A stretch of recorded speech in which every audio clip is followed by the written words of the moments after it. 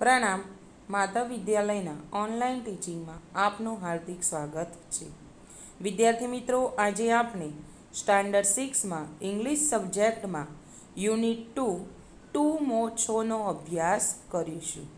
2 મો છો એટલે કે બે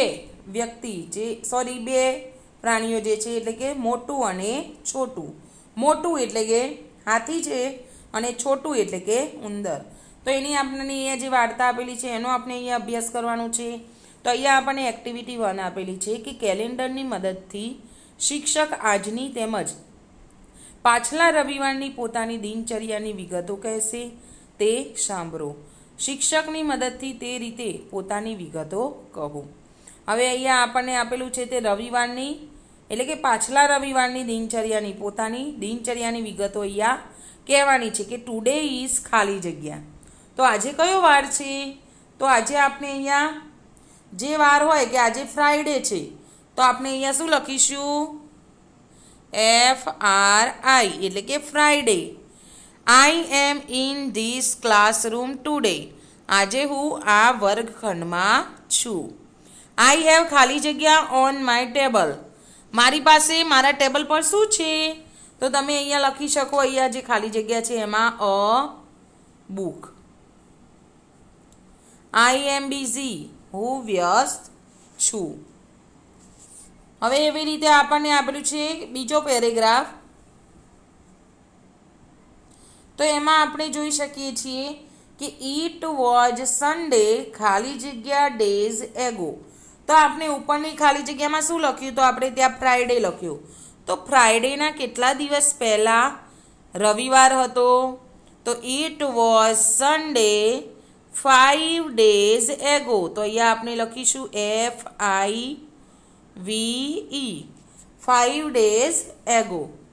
હવે આપણે I was at home on Sunday એટલે કે રવિવારે હું ઘરે હતો.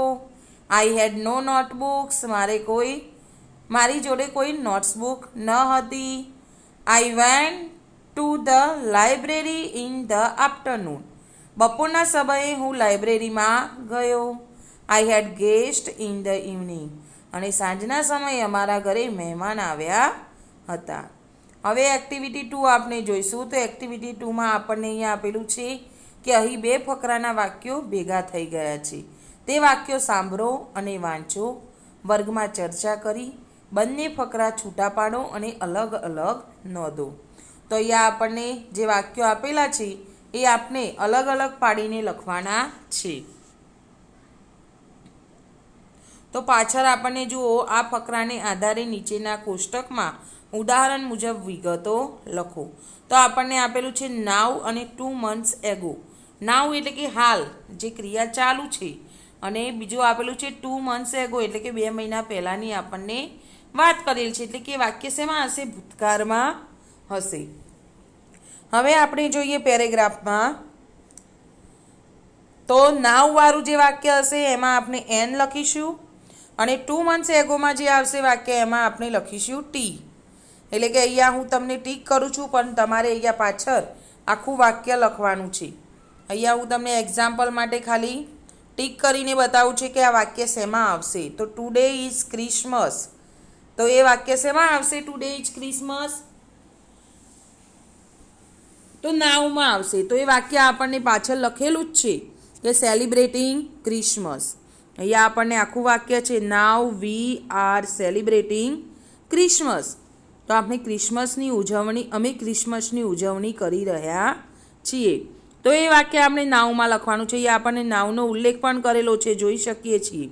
તો આ વાક્ય આપણે લખીશું નાવમાં.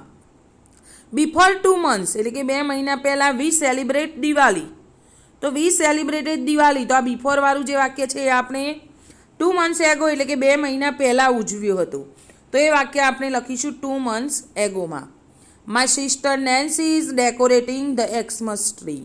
હવે આપણે ક્રિસમસની ઉજવણી કરી રહ્યા છીએ, તો એક્સમસ ટ્રીની આપણે જરૂર પડશે. એટલે આપણે એ વાક્ય જે છે આ આપેલું એ વાક્ય લખીશું આપણે નાવમાં એન.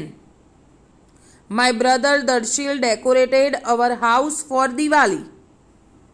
હવે દિવાળી માટે તેઓ ડેકોરેશન કરી રહ્યા છે. તો એ વાક્ય આપણે લખીશું 2 months એગોમાં. હી વોઝ એટ હોમ, તે ઘરે હતો, તો એ પણ વાક્ય આપણે લખીશું 2 months એગોમાં. Today Darshil is not home. તો આગળ આપણને આ વાક્ય આપેલું છે he is in the hostel. તો આ હોસ્ટેલવાળું જે વાક્ય છે આપણે લખીશું એનમાં, એટલે કે નાવમાં લખીશું. My mother is preparing a cake. તો પ્રિપેરિંગ અ કેકવાળું વાક્ય છે એ પણ આપણે લખીશું નાવમાં. She prepared sweet dishes for Diwali. હવે દિવાળીની વાત કરેલી છે તો એ વાક્ય આપણે લખીશું 2 months એગોમાં. We received Diwali cards from friends and relatives. તો આપણે શું કર્યું? કાર્ડ બધાને આપ્યા. તો જે કાર્ડ બધાને આપે એ દિવાળીમાં આપણે આપ્યા, તો એ પણ આપણે શેમાં લખીશું? 2 months એગોમાં. પહેલાં દિવાળી આવે છે અને પછી આપણે શેની ઉજવણી કરીએ છીએ? ક્રિસમસની ઉજવણી કરીએ છીએ. We also prepared Diwali cards. તો એ પણ વાક્ય આપણે લખીશું 2 months એગોમાં. My father helped us for that. અને તેના માટે મારા પિતાજીએ મને મદદ કરી હતી. My father is helping Nancy now. તો આપણે એ નાવનો ઉલ્લેખ કરેલો જ છે, તો એ વાક્ય આપણે શેમાં લખીશું? નાવમાં લખીશું. I am enjoying the music on the CD player. તો I am enjoying the music એટલે કે મ્યુઝિકનો આનંદ માણી રહ્યા છીએ, તો એ વાક્ય આપણે નાવમાં લખીશું. I am also talking to you on the cell phone. Talking I N G વાળું વાક્ય એ પણ આપણે નાવમાં લખીશું. Some friends and relatives visited us. તો હવે છેલ્લે આપણે Nancy and I enjoyed fire crackers. તો ફાયર ક્રેકર્સની આપણે ક્યારે ઉપયોગ કરીએ છીએ? એટલે કે ક્યારે આપણે ફટાકડા ફોડીએ છીએ? તો દિવાળીમાં ફોડીએ છીએ. તો એ વાક્ય આપણે શેમાં લખીશું? 2 months એગોમાં લખીશું. તો આવી રીતે અહીંયા જે બે પેરેગ્રાફ આપણને ભેગા થઈ ગયા છે એને આપણે અલગ પાડી શકીએ છીએ. એક વાક્ય એવું ધ્યાન રાખવાનું તમારે કે 2 months એગોવાળા જે વાક્યો છે ભૂતકાળમાં હશે અને જે અત્યારના હાલ એટલે કે નાવવાળા જે વાક્યો છે બધા આઈએનજી વાળા હશે. તો એ રીતના પણ તમે ફકરો જુદો પાડી શકો છો. હવે આપણે આગળ જોઈશું. તો અહીંયા આપણને બી વિભાગમાં પણ એવી જ રીતે બે ફકરા ભેગા થઈ ગયા છે. તે વાક્યો સાંભળો અને વાંચો અને વર્ગ સમક્ષ રજૂ કરો. જૂથ કાર્ય કરી બંને ફકરા જુદા પાડો. તો અહીંયા આપણને જે બે પેરેગ્રાફ આપેલા છે એને આપણે જુદા પાડીશું. We celebrated the world environment day on last 5th June.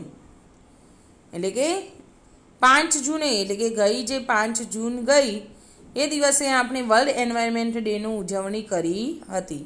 V are celebrating English day today. આજે આપણે શેની સેલિબ્રેશન કરી રહ્યા છીએ? ઇંગ્લિશ ડેનું સેલિબ્રેશન કરી રહ્યા છીએ. તો અહીંયા બે પેરેગ્રાફ આપણને જુદા જુદા લખવાના છે. એમાં એક દિવસે આપણે વાત કરેલી છે વર્લ્ડ એન્વાયરમેન્ટ ડે. તો આપણે એક બાજુ ઉપર જે નાવ લખેલું હતું એવી જ રીતે આપણે અહીંયા શું લખીશું? The English day. અહીંયા આપણે શું લખીશું?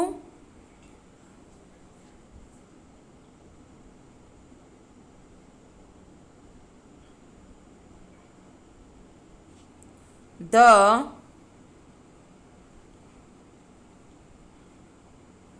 English day. અહીંયા આપણે આ બાજુ એવી રીતે હેડિંગ મારીશું અને આ બાજુ આપણે લખીશું ધ વર્લ્ડ એન્વાયરમેન્ટ ડે. અહીંયા લખવાનું છે તમારે. હવે આવી રીતે અહીંયા જે આપણને મારેલું છે હેડિંગ એવી રીતે અહીંયા હેડિંગ મારવાનું છે અને વચ્ચે બે ભાગ પાડેલા છે આપણને. તો હવે જે ઇંગ્લિશ ડેના વાક્યો હોય એ ઇંગ્લિશ ડેમાં લખીશું અને જે વર્લ્ડ એન્વાયરમેન્ટ ડેના વાક્યો છે એ વર્લ્ડ એન્વાયરમેન્ટ ડેમાં લખીશું. We celebrate world environment day on the last 5th જૂન. તો એ પહેલું જે વાક્ય છે આપણે શેમાં લખીશું? વર્લ્ડ એન્વાયરમેન્ટ ડેમાં લખીશું. હવે 2 નંબરનું વાક્ય, અહીંયા હું નંબર જ આપું છું, તમારે જોવાનું કે 2 નંબરનું વાક્ય આપણે શેમાં લખીએ છીએ. We are celebrating English day today. તો 2 નંબરનું વાક્ય અહીંયા આવશે. Reena and Rashmi are decorating the classroom. ક્લાસરૂમને ડેકોરેટ કરી રહ્યા છે. તો એ વાળું વાક્ય આપણે શેમાં લખીશું. ક્યારે ડેકોરેટ કરશે, જ્યારે ઇંગ્લિશ ડે છે ત્યારે. વી ઇન્વાઇટેડ અવર એસએમસી મેમ્બર્સ. આ ઇન્વાઇટેડ એટલે કે એસએમસી મેમ્બરને અમે ઇન્વાઇટ કર્યા હતા, તેમને આમંત્રણ આપ્યું હતું. ક્યારે આપ્યું હતું, અત્યારે આપ્યું નથી, પરંતુ એ ભૂતકાળની વાત કરે છે, એટલે આપણે એ લખીશું વર્લ્ડ એન્વાયરમેન્ટ ડેમાં. Our principal welcomed the members. અને જે મેમ્બર્સને આપણે ઇન્વાઇટ કર્યા હતા એમનું સ્વાગત કોણ કરી રહ્યું હતું, આપના પ્રિન્સિપાલ. તો એ વાક્ય આપણે ધ વર્લ્ડ એન્વાયરમેન્ટ ડેમાં લખીશું. Bhanu is talking with a student of first standard in English. Bhanu જે છે એ ફર્સ્ટ સ્ટાન્ડર્ડના જે છોકરાઓ છે એમની સાથે ઇંગ્લિશમાં વાતો કરી રહ્યો છે. તો એ આપણે વાક્ય અહીંયા લખીશું ઇંગ્લિશ ડેમાં. The students of first standard are smiling at him. અને જે પહેલા ધોરણના જે બાળકો છે એ શું કરી રહ્યા છે, એની સામે હસી રહ્યા છે. વી પ્લાન્ટેડ સેપલિંગ્સ એટલે કે છોડવાઓનું શું કરે છે, તેઓ છોડવા રોપી રહ્યા છે. વી વોટર્ડ ધેમ. એ પણ વાક્ય આપણે આમાં લખીશું. હવે આપણને નીચે આપેલું છે વોટર્ડ ધેમ એટલે કે તેમને પાણી આપવું. ધ સેપલિંગ આર ગ્રોવિંગ નાવ. અને જે છોડવા છે અત્યારે શું થઈ રહ્યા છે, વધી રહ્યા છે, એટલે કે તેઓ મોટા થઈ રહ્યા છે. અવર ગાર્ડન ઇઝ ગ્રીન. તો એ વાક્ય પણ આપણે આમાં લખીશું. હવે આપણને અહીંયા જે વાક્યો હતા જે ડિવાઈડ કરેલા, તો પહેલું વાક્ય આપણે અહીંયા નંબર પ્રમાણે લખ્યા છે, એવી રીતે તમારે જોઈને લખવાના રહેશે. અને આ પેરેગ્રાફ તમારે તમારી નોટબુકમાં લખવા. પ્રણામ. Thank you.